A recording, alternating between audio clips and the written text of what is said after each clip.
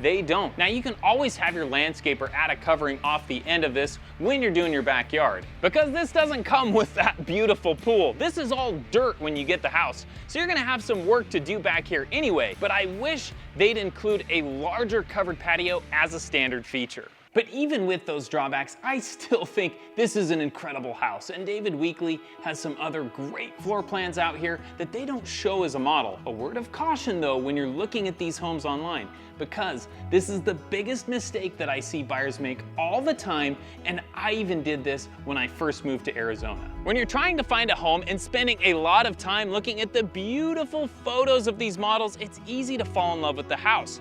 But having a beautiful house doesn't do you any good if you don't also love the neighborhood you live in too. And that's why you should watch this video next, where I will show you around the community where they're building these homes. Because while Blossom Rock may have great potential, there's a story about this developer you need to hear, and how the residents of a nearby community are feeling like they weren't given what they were promised.